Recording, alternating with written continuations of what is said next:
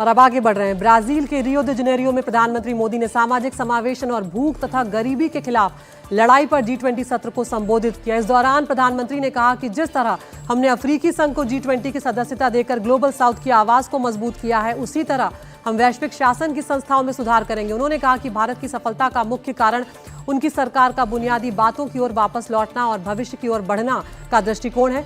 PM बोले, पिछले 10 सालों में हमने 25 करोड़ लोगों को गरीबी से बाहर निकाला है। 80 करोड़ से ज्यादा लोगों को मुफ्त अनाज दिया जा रहा है।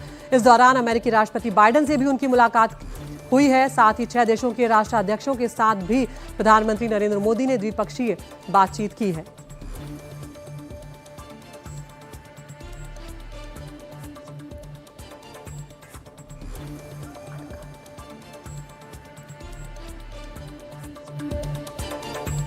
और हमारे साथ इस वक्त खास मेहमान जुड़ रहे हैं बातचीत करने के लिए। पूर्व राजनयिक हैं अशोक सज्जनहार। अशोक जी, स्वागत है आपका एनडीटीवी इंडिया पर। अशोक जी, बहुत महत्वपूर्ण है क्योंकि G20 में प्रधानमंत्री ने एक तरह से एजेंडा सेट करते हुए वो नजर आ रहे हैं। भूख की बात वो कर रहे हैं, गरीबी की बात कर रहे हैं और बहुत बड़ा उदाहरण उन्होंने खुद अपने देश का दिया है, जहां पर 25 करोड़ लोगों को गरीबी रेखा से ऊपर लाया गया है।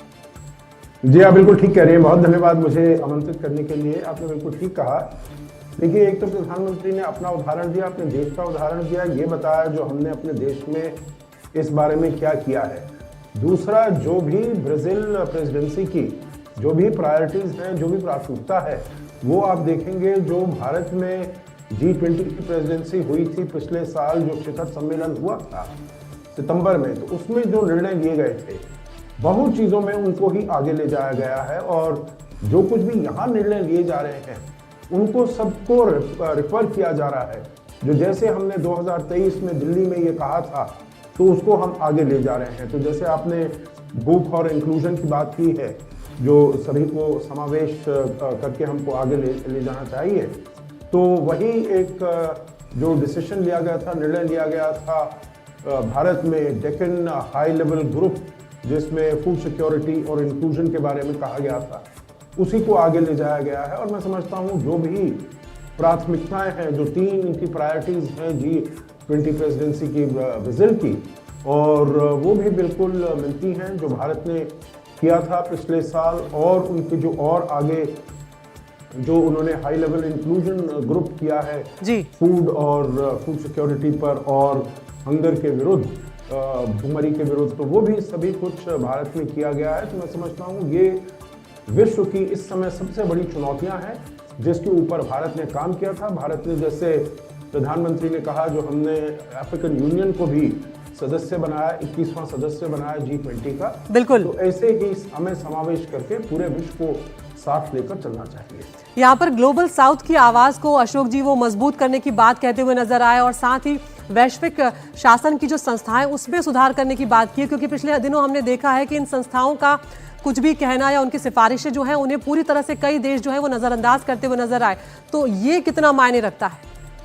जी, आप बिल्कुल ठीक कह रहे हैं अदिति। देखिए, एक तो आपने कहा है ग्लोबल इंस्टीट्यूशंस का, मल्टीलैटरल सिस्टम का, वो बिल्कुल ही चरमरा गया है, बिल्कुल ही फ्रैक्चर हो गया है। कोई उसको सफलता नहीं दिखाई दे रही है, क्योंकि अगर आप UN सिक्योरिटी काउंसिल को देखिए, वहाँ पर उसका जो दायित्व है वो है जो पूरे विश्व में शांति स्थापित हो और युद्ध नहीं हो।